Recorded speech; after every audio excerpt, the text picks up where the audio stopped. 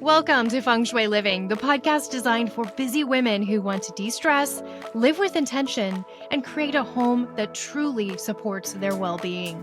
Each week, I'll bring you practical tips, insightful ideas, and simple strategies to enhance both your home and your life. Let's get started. Quick pause before we jump in. If you love this podcast, you will love my book, Aligned at Home. Think of it as your design and energy guidebook to creating a space that supports your well-being and your goals. You can get a signed copy over on my website, purelivingwithlisamorton.com, or snag it on Amazon or wherever you buy books. I hope you enjoy it. Hello and welcome to Feng Shui Living Podcast. I'm your host, Lisa Morton. Welcome to new listeners. Welcome back, friends, if you've been around for a while. Today, we're talking about something I see all the time, and these are living room mistakes. Today's episode is about the most common living room mistakes and how to fix them. Now, I don't mean this in a judgmental way. Most of these things aren't about bad taste. They're about these small fixable details that can make a huge difference in how a space feels and how the energy flows throughout a space. So the living room is one of the most important rooms in the home. It's where we rest, where we gather with our friends, our family, we connect, we cuddle on the sofa and watch a movie together. You might unwind at the end of a day with a glass of wine and a book. So when this space isn't working, you really feel it. Now, really quick, I wanted to share two events coming up that kind of complement this episode. One is my interior design basics class. It's a 4-week all online class where we talk about the basics of interior design. If you're remodeling, redecorating, if you want to dive deeper into your space, you just love interior spaces and want to learn more, this is for you. It's a lot of fun. I will put a link in the show notes to sign up. Also, my Aligned at Home Collective is getting ready to launch. We are so close. This is my monthly membership group. Oh, I'm so excited. I'm doing the final touches to my workbook that accompanies my book, Aligned at Home. And it's beautiful. It's fantastic. I cannot wait for you guys to see it. But in today's episode, we're going to walk through a few of the most common issues and some simple ways to correct them. So if any of these give you an aha moment or kind of open your eyes to your space, no worries. I've got the answers here for you. Mistake number 1 is furniture that's pushed too far apart. One of the biggest mistakes I see is furniture floating too far from one another. Sofas and chairs are pushed to the walls, leaving this giant empty space in the middle.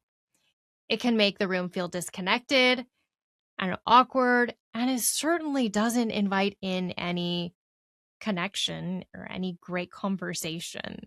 You're not going to get into a wonderful, deep conversation with someone sitting all the way across the room. So the fix for this is to pull the seating closer together so the conversation feels natural. You can speak at a normal tone. You don't have to yell across the room. Think about your furniture being in relationship with each other. The sofa can easily talk to the chair, and the chair can easily talk to the accent chair over there, right? We don't want shouting across the room. We want that connection with those pieces. So even moving pieces a few inches can dramatically improve the flow.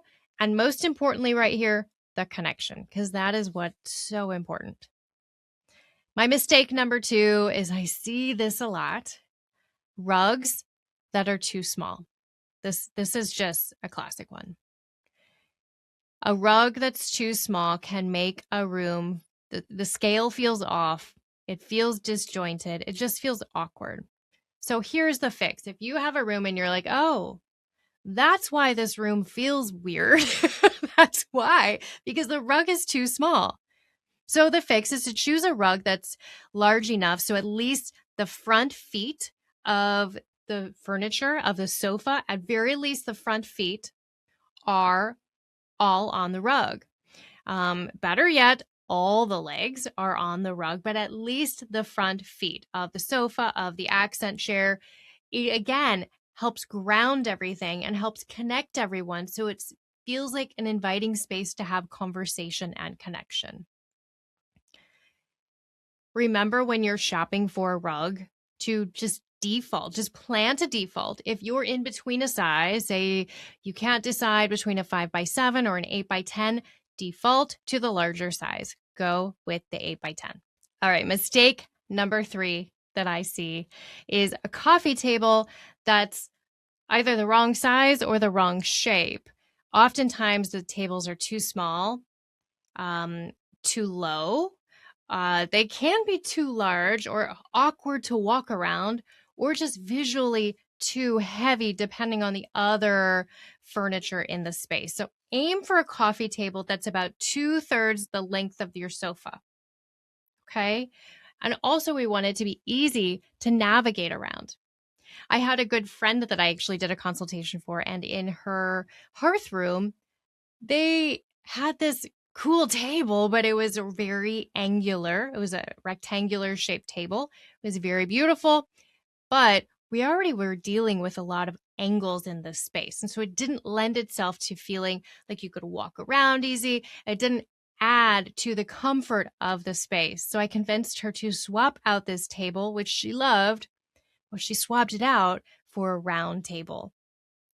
And she cannot believe the difference it made. Simply swapping out the rectangular table to bring in the round table changed everything.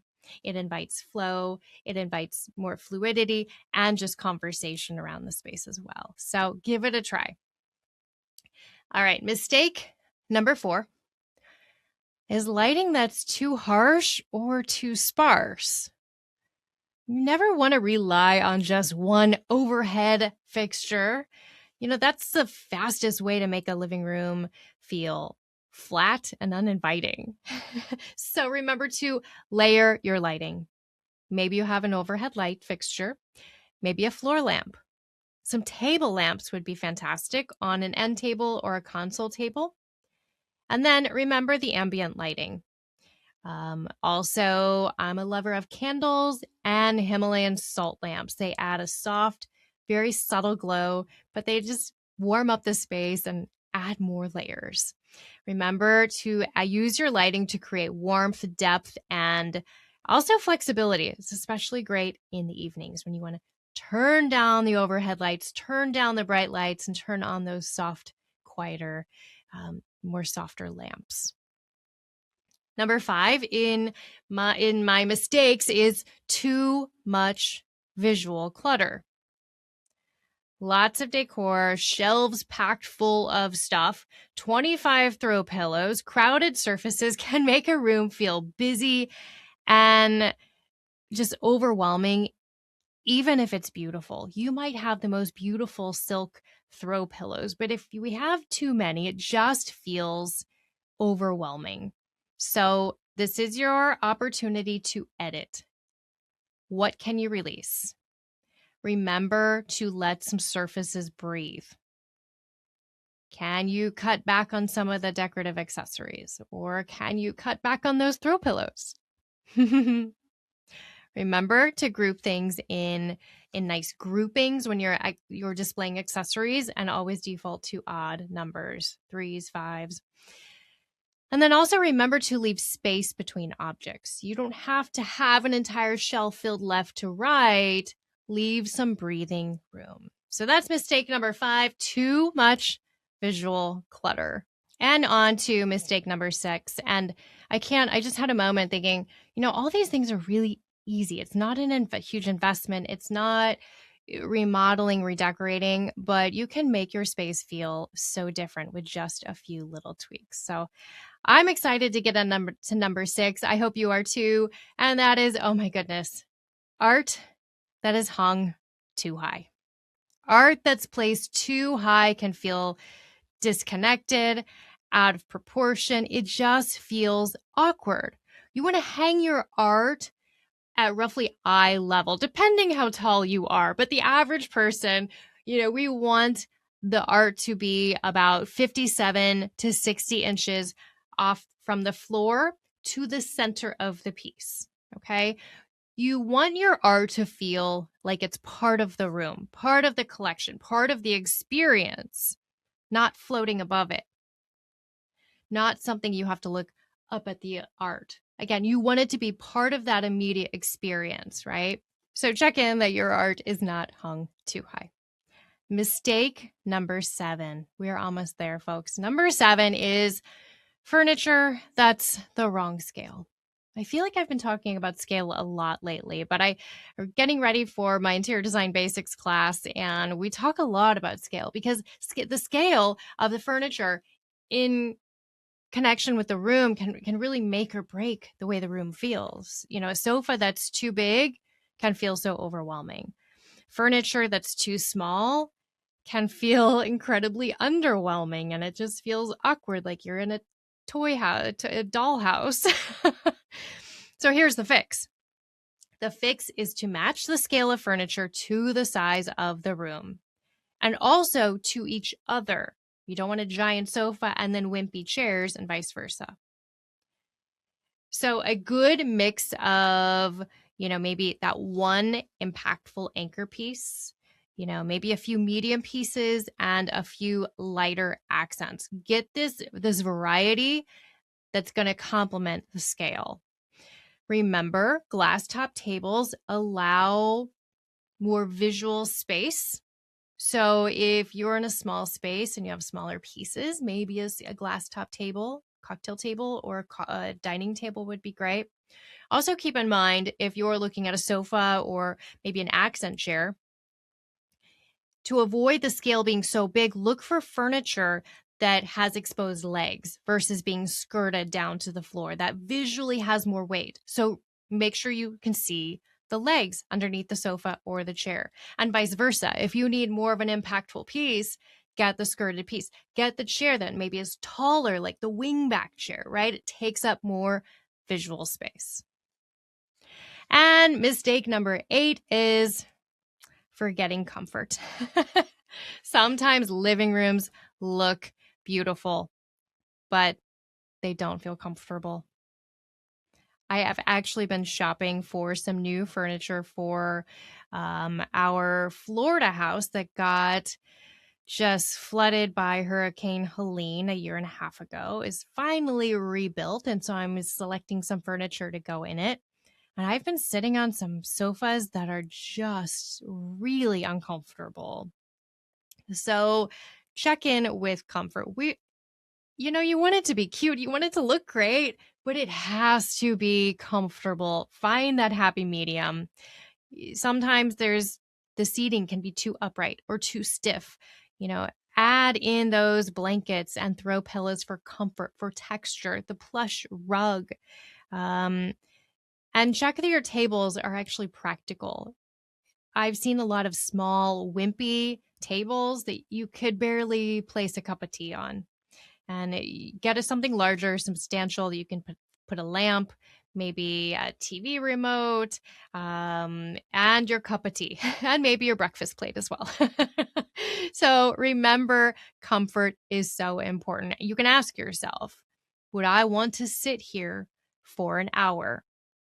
Could I sit here and relax? Comfort is part of good design, not an afterthought. So here's the big takeaway, folks. Most living room issues, it's not about buying all new furniture. It's about layout, proportion, layering the lighting, editing when it's time to edit, and a lot of intentions. Small shifts can really make the biggest difference. It doesn't have to be complete overhaul. I hope you feel inspired to take a peek at your living room and see if there's something you need to reset. If you have any troubles, any questions, you can always schedule a free 15-minute discovery call over on my website. There's a link in the show notes, and I will see you all at our next episode. Special thanks to our sponsor, Elevated Living School of Holistic Design and Feng Shui. For more information, head over to the show notes. If you enjoyed this episode, be sure to subscribe, give us a 5-star review, and share this episode with a friend. We'll see you next time.